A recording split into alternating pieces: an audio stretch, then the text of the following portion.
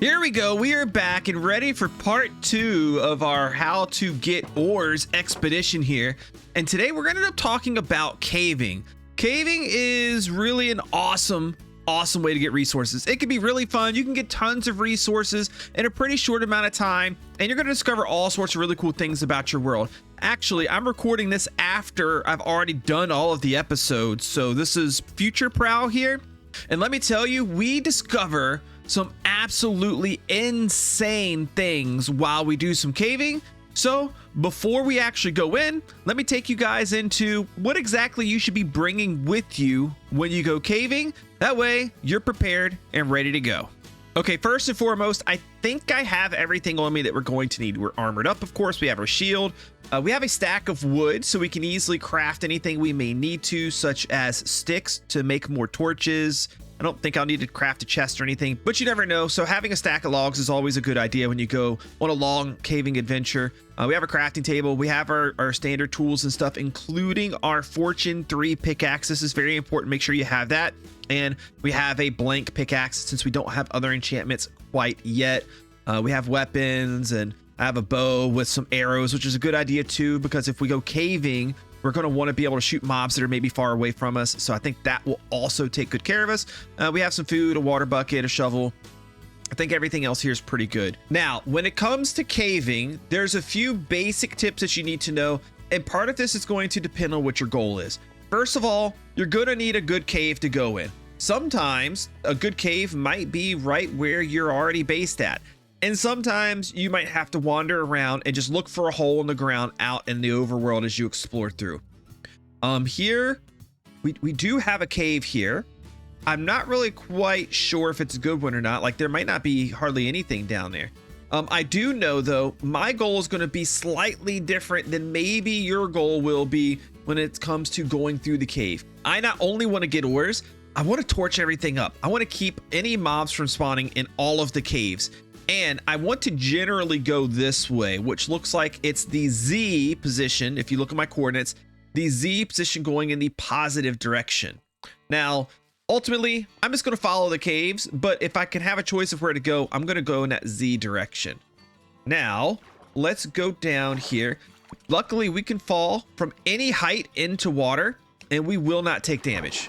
Doesn't matter how high you are. If you fall into water, you're not going to take damage. And I know that if I want to go in that positive Z direction, I'm going to be going this way.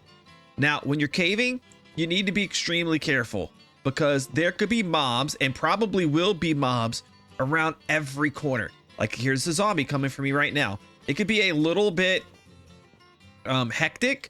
So that's why one of the things I like to do, again, instead of only placing torches on one side, like usually like you'll place torches on the right? So you know that as you go through the caves, the torches, you always place them on the right hand side. So when you leave, those torches will be on the left. Placing them on the right is the right way to place them. So that way when you leave, the torches are to the left. That's the way that I remember it. But the downside of doing that is when you're in big areas like this, that means you're not lighting everything up, which means that as you go through and do things, mobs are going to be spawning in behind you and around you. And it's going to make you a lot more likely to, man, look at this, to die to like mobs that are hostile mobs that are in the area. So you're going to kind of have to make the decision on your own which route you want to go. Do you want to be a little bit more likely to get lost, but less likely to get attacked and killed by mobs?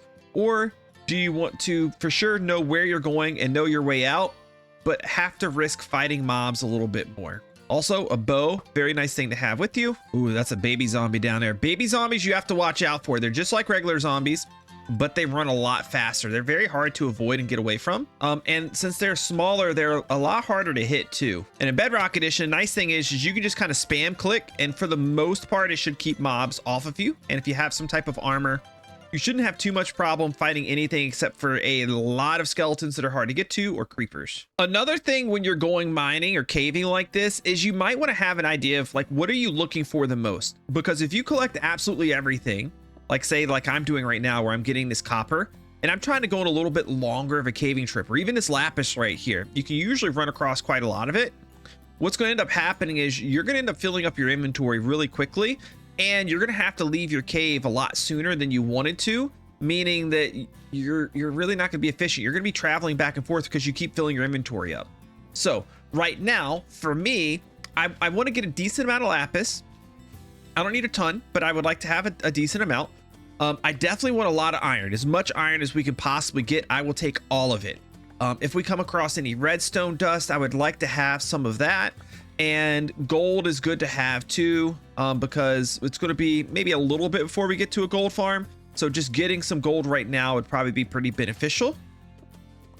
I do have wood on me, so if I don't already have a crafting table, which I don't right now, I can craft one, meaning that I can like compress down these ore blocks that I have. I can change the raw copper to copper ore blocks, the iron to iron ore blocks, the lapis to lapis blocks, the gold to gold ore blocks, etc. Right? Basically, I can go through and save space every time my inventory gets full.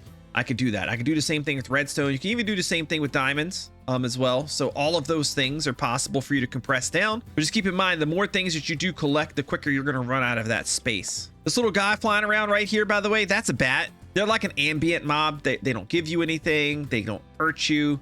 They're just there to kind of make the place feel a little bit more alive, so you can just ignore them. Ooh, and right here, we're getting into a deep, dark area. You guys remember we talked about that a little bit earlier. If you come across this, you need to be very careful. There's two different types of blocks that you need to be aware of down here. One is harmless as long as the other, either one of them are harmless as long as both of them aren't together. This right here is the skulk sensor. When you make a sound, it makes a sound. It's sensing you and it's sending out a signal. By itself, it doesn't matter. But if it's close to a skulk shrieker, which I don't know if we will see one, I kind of hope we don't. The shrieker, once you set it off enough times, will summon a warden in. And that's what we do not want to happen. This guy right here, that's a skulk catalyst. That basically makes more skulk stuff around. We're not going to go over these things in detail right now. We'll go over them more whenever we actually get to doing ancient cities, which will be in a future episode. Ooh, and I just set one off. I just set one off.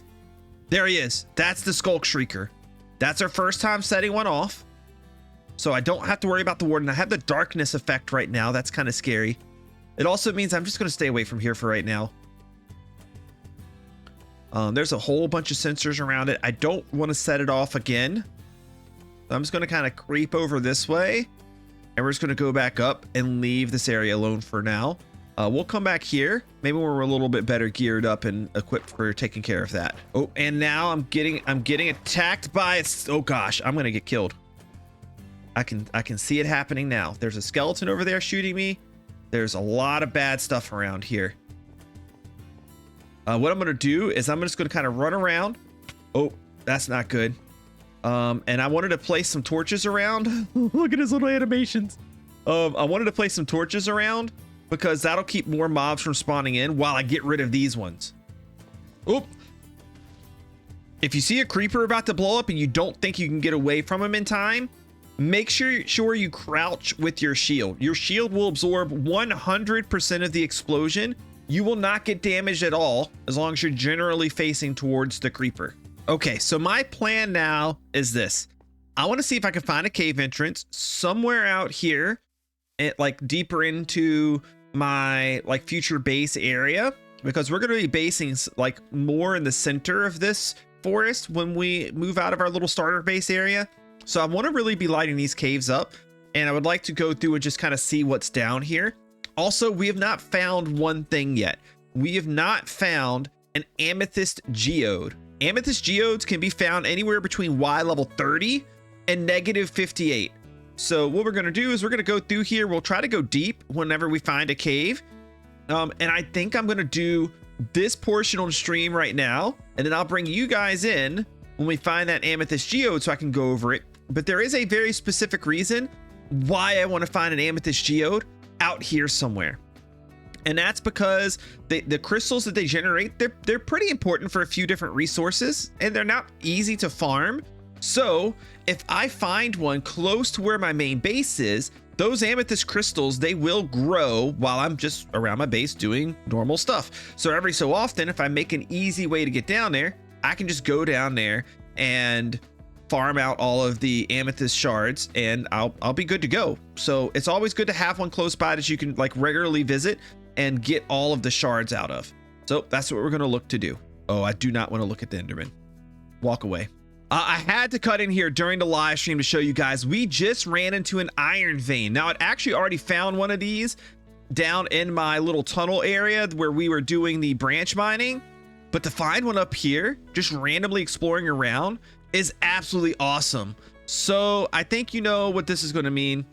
We need to mine out at least a decent chunk of this iron vein. So that's what I'm going to spend some of my time on stream doing. All right, I've been off stream for a while now, and I just was going through and lighting up caves and getting resources along the way. I'm kind of close to full on my inventory, but look what I found. Oh man, it's been hours and hours, and I was almost to the point. Oh, hey, a little extra surprise. Oh, hello.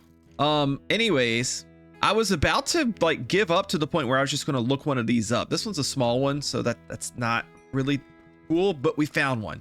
So this is an amethyst geode. It's made up of a few different blocks. There's the amethyst block. There is the budding amethyst block. And on the outside of it is calcite and smooth basalt.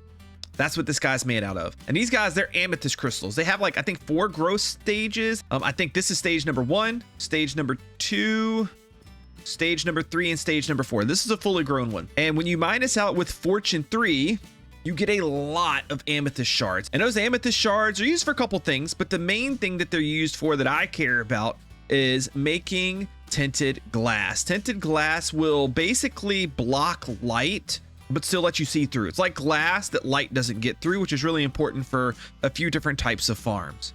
So once we find one of these, if you really want to maximize its use, you would go through, you can break and harvest the amethyst blocks. They don't do anything. They're only decorative. But these budding amethyst blocks, you do not want to mine them up. If you try to mine them up, whether it be a regular pickaxe, silk touch, whatever, they can't be moved and they can't be obtained. If you break it, it perma breaks and that's it.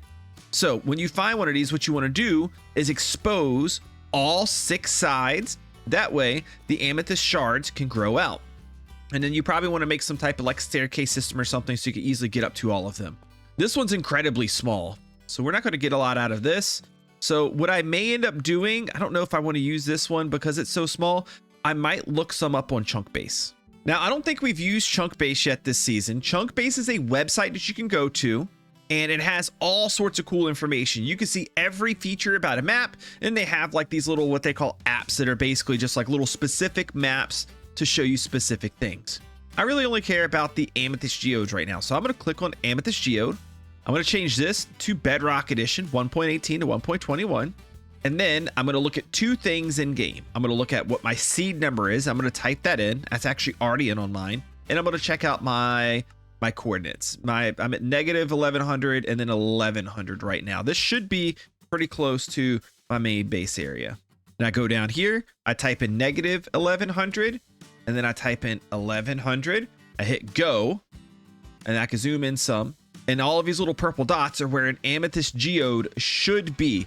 They're not there 100% of the time, but they're usually pretty accurate. They should be there. Now, what I'm going to do is I'm going to go back topside. I'm going to figure out exactly where I want one to be based off of like where I think I'm going to be based at for a while. Okay, and I think I'm going to base here. This is like, it's like a little peninsula that sticks out of like the main land area. And like one cool idea I had with this area was I might like chop off the edge and make it like a island instead. So if I do that, so whether I do that or not won't matter. I think this is where we're going to end up building a lot of our like initial buildings here in the world, because I kind of like the idea of this particular area, and it will kind of expand out this way and maybe like that way towards Blue Jay as we go. So I'm going to look up amethyst geodes in this area right here, which is negative 1370 and then 1160. That's going to be this spot right here. You see we have a few of them around us, one to the right here a little bit, one up more towards the one right here, here, and here. So I'm going to figure out which one of those will best correspond with an area here like on land that I think will be easy to get to. And then I'm going to dig to that. But first, I need to empty all the stuff out of my inventory so we have time to actually get... So we have space to actually harvest it out and get all the blocks. Wait, what? What is this? I think this is a skeleton spawner. I hear skeletons. Oh. There goes the spawner. Oh, it didn't kill it. Ow. Ouch. Okay. Oh. Ah! Interesting. This is cool. We found a skeleton spawner on the way down to our amethyst geode.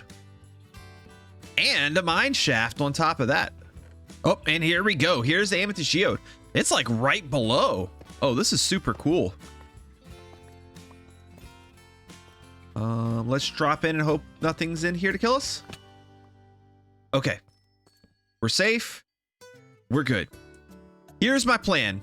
I am going to mine out this entire amethyst geode area, and I'm going to go through and explore / light up that entire area up there. And I'm going to go through and light up that whole mine shaft area, and then maybe we'll talk about those a little bit too. Nope. And I'm going to go through and light up that whole mine shaft area as well. There's not really a lot of special things to say about mine shafts. They're tunnels that are kind of confusing to navigate through. They're pretty crazy. Like, it takes a while. No, they're pretty crazy. There's just a bunch of like minecart tracks on the ground, torches up. It's a good place to find ores. There's sometimes cave spider spawners in them. I think I showed you guys that in one of the earlier episodes. And you can find chest minecarts that'll have various different like good and interesting things inside of them, name tags and torches and sometimes diamonds, music discs, and that sort of thing. That's pretty much mine shafts in a nutshell. All right, spend a couple hours digging it out with stream. Make sure you catch my live streams on YouTube and on Twitch, twitch.tv/Prowl8413. I do stream on both. And we got a little way here that we can go through and get to all sides of the budding amethyst and use our fortune pickaxe to mine up the shards and then go down there to get them. Maybe I'll make this into a farm at some point. I don't know. But there is an even more interesting thing that happened that interesting thing kind of flies in the face of the whole reason why we were here anyways, because we were getting this so we could take it back to our zombie farm and make a little window in to see, right? Sounds kind of fun. Sounds kind of cool. But take a look at what me and stream discovered that's maybe going to change all of this. Okay, here's our skeleton spawner. I showed you guys that. Me and stream did a little looking around. Look what's here. A zombie spawner. We have a zombie spawner and a skeleton spawner close to each other. I had to dig it out because I guess I'll go over this whenever we do the episode, but basically I dug it out so I could see if I could activate both at the same time. This guy right here activates when we get here. This guy right here activates when we get here. I have a solution for this. You'll see it in the episode because I think what we're going to do is we're going to make this a double farm. We're going to make it a skeleton and zombie spawner farm, which means more XP for us to do enchantments quicker. I think that's going to be the way to go. Not everybody's going to find a double spawner setup, and this one's not perfect, but I have a way to make it work.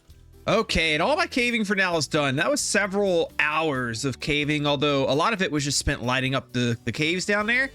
And this is everything that we got. It's quite a bit. Like, this is pretty decent from the time I spent caving. So much so, I thought it was so fruitful and eventful that I even decided to turn a stack of my lapis into a stack of blue dye. But look at all of this iron. Look at all this gold. Look at all those diamonds. There's so much stuff that I got here. This has been absolutely great. I love it. Now our big issue is we need to smelt down a lot of that stuff, and we have a double spawner room that we need to set up and make too, and I'm not sure which ones of those things that I want to do first, so I have a little bit of thinking to do between now and the next episode. You can sound off down below, let me know what you want to see first, but odds are I've probably already done it. But either way, I'd like to see your opinions and your thoughts too. If you enjoyed today's episode, that like button that's down there, find it, press it, help a prowler out. Also, if you're not subscribed at this point, I don't know what you're doing. The subscribe button's down there. It's waiting for you to press. It's a free way to support the channel. Everybody that's subscribed, everybody that likes the video, thank you so much. I love you all. You're the best, and I'll see you on the next guide. Bye-bye.